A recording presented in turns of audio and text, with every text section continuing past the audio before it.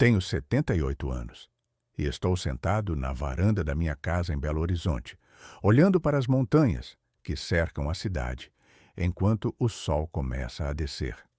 Minha esposa Clarice está na cozinha preparando o café da tarde.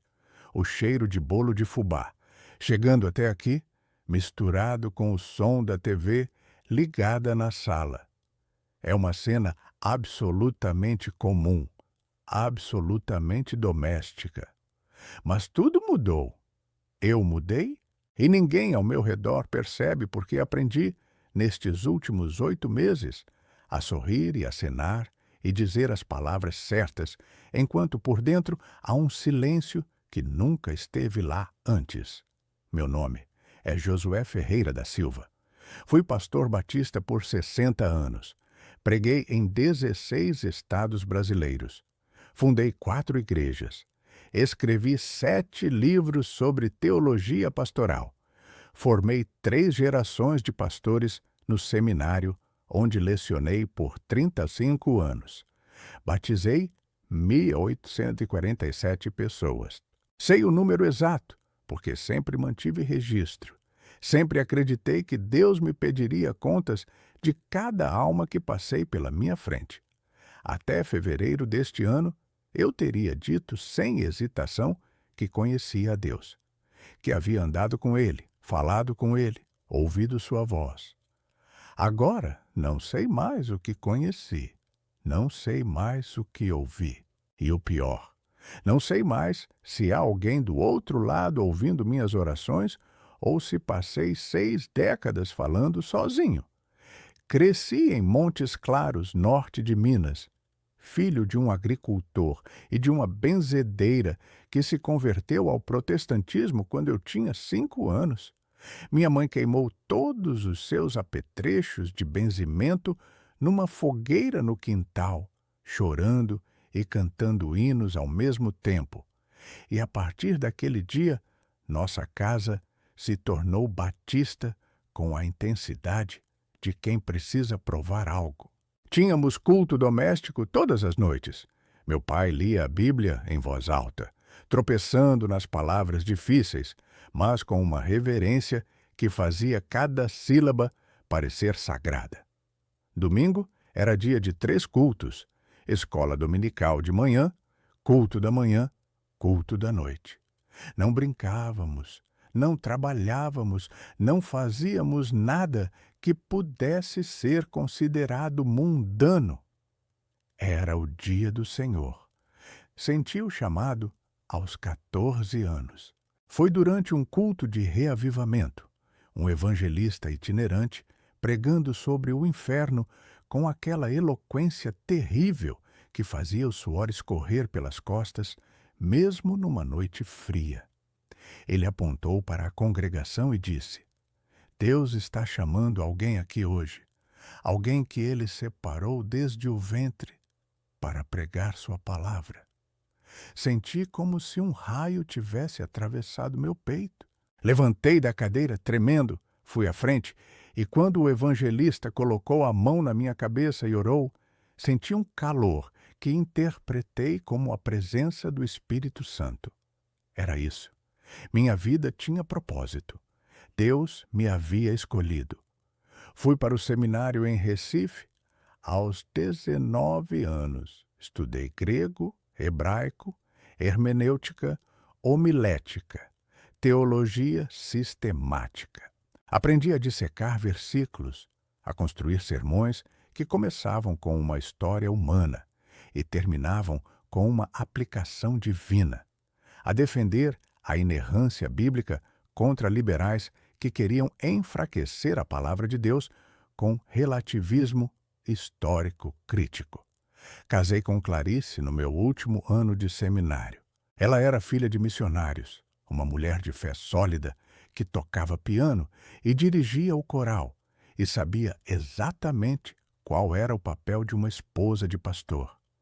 Estar sempre presente, sempre sorridente, sempre um passo atrás do marido, sempre sustentando, sem nunca aparecer mais do que o necessário. Minha primeira igreja foi em Vitória da Conquista, Bahia, 40 membros.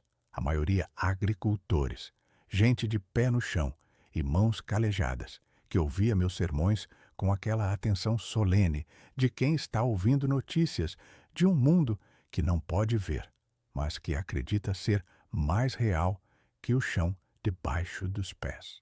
Preguei versículo por versículo pelo Evangelho de João durante 2 anos. Vi pessoas se converterem. Vi famílias inteiras sendo batizadas. Vi um jovem alcoólatra que todos haviam desistido se tornar sóbrio e depois diácono. Isso me alimentava. Isso me confirmava. Deus estava trabalhando através de mim. Ao longo das décadas, construí uma reputação. Era conhecido como pregador sólido, teologicamente conservador, mas pastoralmente gentil.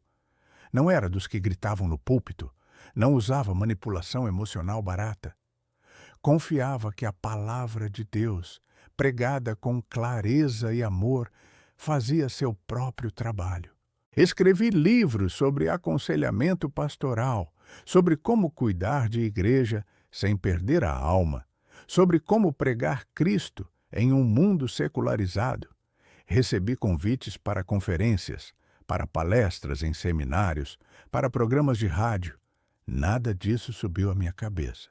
Sempre soube que era apenas um instrumento. A glória era de Deus, não minha. Tivemos 3 filhos, Samuel, Débora e Josué Júnior. Todos cresceram na igreja, todos foram batizados, todos conheciam a Bíblia melhor que a maioria dos adultos. Samuel se tornou pastor também. Hoje lidera uma igreja de 800 pessoas em Brasília. Débora casou com um missionário e está em Moçambique há 15 anos.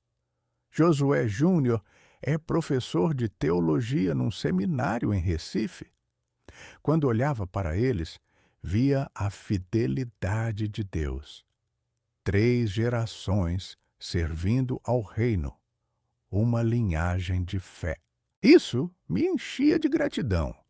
Aposentei-me formalmente do pastorado em 2018, aos 72 anos, mas continuei pregando como pastor auxiliar na Igreja Batista da Lagoinha, aqui em Belo Horizonte. Continuei escrevendo artigos para revistas teológicas. Continuei aconselhando pastores mais jovens que me procuravam com dúvidas sobre ministério. Continuei orando 3 vezes ao dia, lendo a Bíblia todas as manhãs, mantendo a disciplina espiritual que havia praticado desde os 14 anos. Minha fé era como uma rocha, inabalável, testada por 6 décadas e encontrada fiel. Em fevereiro deste ano, comecei a sentir dores fortes no estômago. Inicialmente pensei que fosse gastrite, algo que eu poderia resolver com dieta e antiácidos. Mas as dores pioraram. Fui ao médico. Fizeram exames. Endoscopia, tomografia, biópsia, câncer de estômago, estágio 3. Operável, mas agressivo. O oncologista, um homem jovem, com aquele jeito gentil que médicos usam quando dão más notícias, disse que teríamos que fazer uma gastrectomia parcial seguida de quimioterapia.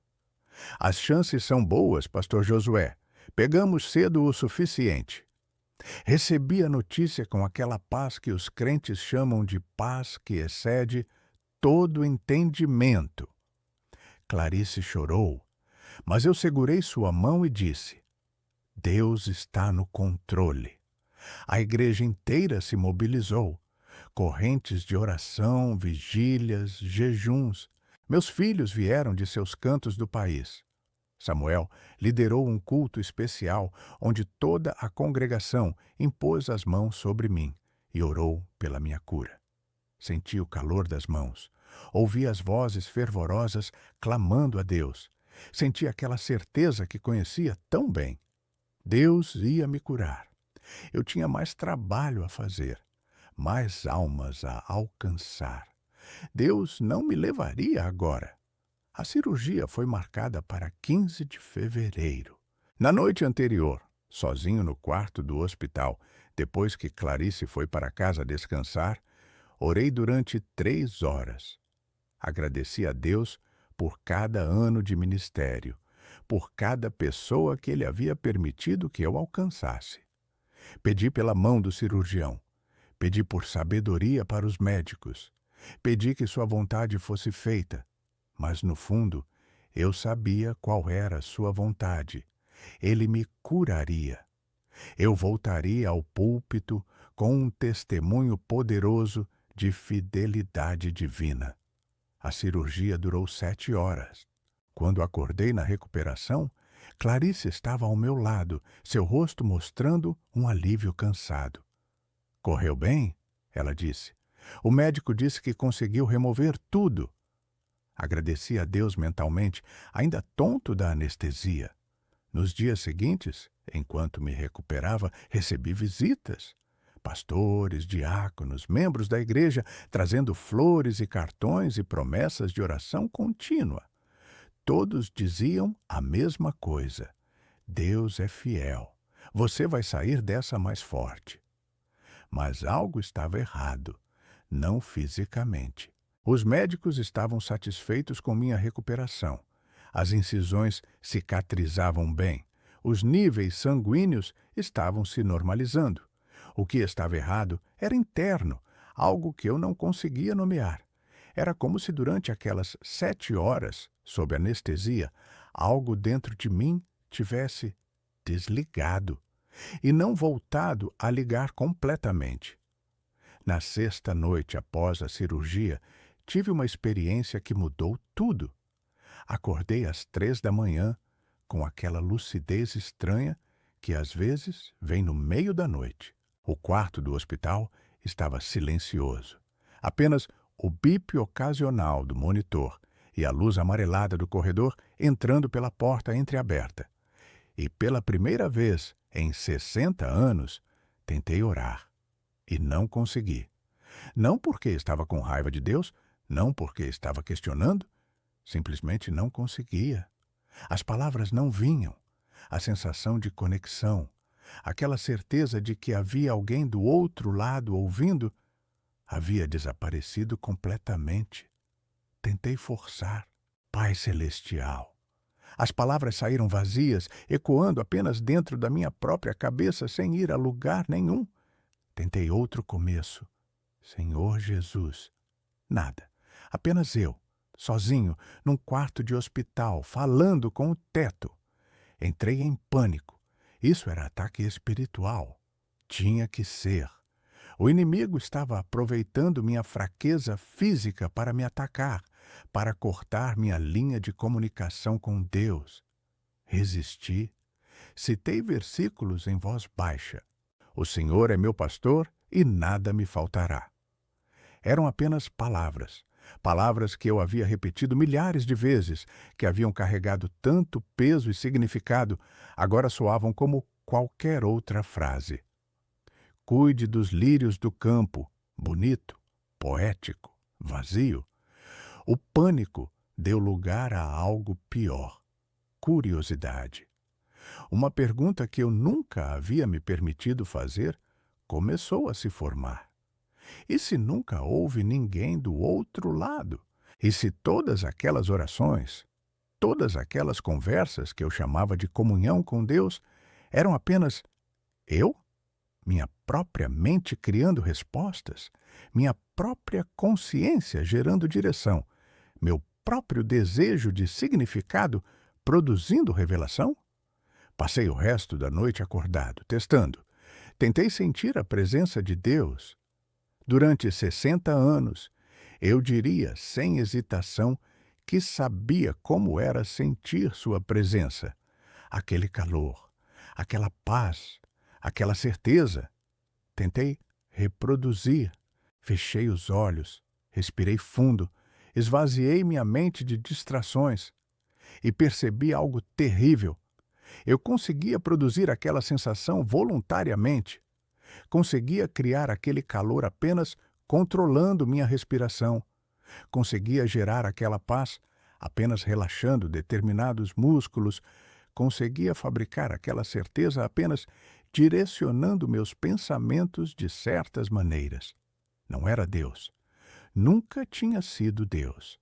Era apenas neurologia, psicologia, bioquímica. Nos dias seguintes, tentei esconder o que estava acontecendo. Quando pastores vinham visitar e oravam comigo, eu fechava os olhos e dizia amém nos lugares certos. Quando Clarice segurava minha mão e agradecia a Deus pela cirurgia bem-sucedida, eu sorria e concordava. Quando meus filhos ligavam e diziam que estavam orando, eu agradecia e dizia que sentia as orações. Mentiras! Todas elas. Não porque eu quisesse mentir, mas porque não sabia como dizer a verdade. Como dizer para uma esposa que passou 50 anos ao seu lado em ministério que você não tem mais certeza se há um Deus para ministrar? Como dizer para filhos que dedicaram suas vidas inteiras ao reino que o pai deles, o fundamento teológico deles, está ruindo por dentro? Comecei a rever memórias, momentos que eu havia sempre apontado como provas da fidelidade de Deus. A jovem alcoólatra que se recuperou, eu havia atribuído a Deus, mas será que não foi apenas força de vontade combinada com suporte comunitário? Os jovens que sentiram chamado para missões durante meus sermões, será que eu não estava apenas plantando sugestões em mentes vulneráveis e emocionalmente abertas?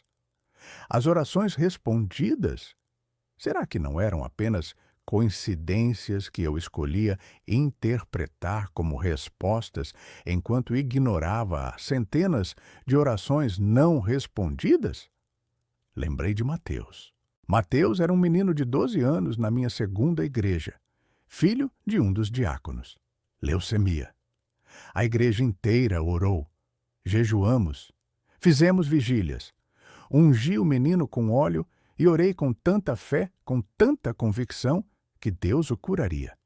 Mateus morreu 6 meses depois, seu corpo pequeno consumido pela doença, enquanto sua mãe segurava sua mão e cantava: Jesus me ama, bem eu sei.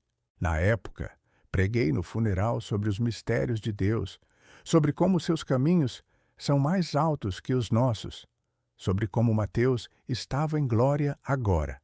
A mãe encontrou conforto naquelas palavras. Mas eram verdadeiras? Ou eu estava apenas aplicando uma camada de significado religioso sobre uma tragédia aleatória e sem sentido? Recebi alta do hospital 3 semanas após a cirurgia. Voltei para casa. Retomei lentamente minha rotina. Mas tudo havia mudado.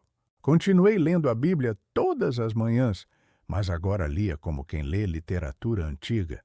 Bonita, cheia de sabedoria humana, mas não divina. Continuei indo à igreja todos os domingos, mas sentado no banco, ouvindo o pastor pregar, tudo o que via era um homem sincero contando histórias e chamando isso de verdade eterna. Continuei sorrindo e cumprimentando e dizendo as palavras certas, mas por dentro havia apenas silêncio. Clarice percebeu que algo estava diferente. Você está mais quieto, ela disse uma noite. É a recuperação? Concordei. Deixei que ela pensasse que era apenas cansaço físico. Como eu poderia explicar? Como eu poderia dizer que o homem com quem ela se casou, o homem que liderava cultos na sala de estar, que orava antes de cada refeição com aquela convicção inabalável, não existe mais? Meus filhos notaram também? Samuel me ligou preocupado. Pai, você não está pregando mais. A igreja quer você de volta no púlpito. Inventei desculpas médicas. Disse que ainda estava me recuperando, que precisava de mais tempo. A verdade, não consigo mais subir naquele púlpito e proclamar certezas que não tenho. Não consigo mais olhar para pessoas desesperadas, procurando esperança, e vender a elas uma narrativa que talvez seja apenas narrativa. Passei 60 anos construindo minha vida inteira sobre a premissa de que Deus é real, de que Ele fala, de que Ele age, de que há propósito e plano e destino eterno. E agora, aos 78 anos, sentado nesta varanda, olhando as montanhas, não sei mais. Não sei se há Deus. Não sei se orações funcionam. Não sei se há vida após a morte. Ou se Clarice e eu simplesmente deixaremos de existir quando nossos corpos pararem de funcionar. O estranho é que não estou com raiva. Não me sinto traído. Apenas vazio e curioso. Porque se não há Deus, então o que foram aqueles 60 anos? Foram desperdiçados? Ou ainda tiveram valor porque ajudei pessoas, criei comunidade, ofereci conforto, mesmo que baseado em ilusão? Não sei. Clarice está me chamando para o café. Vou entrar, vou sorrir, vou segurar a mão dela e quando ela disser, vamos agradecer, vou fechar os olhos e curvar a cabeça. E não vou orar. Vou apenas ficar ali em silêncio, honrando uma tradição que não sei mais se significa alguma coisa, ao lado de uma mulher que amo, mas que talvez nunca me conheça de verdade novamente. 60 anos pregando sobre Deus e 8 meses descobrindo que talvez eu nunca tenha conhecido nada além do meu próprio eco.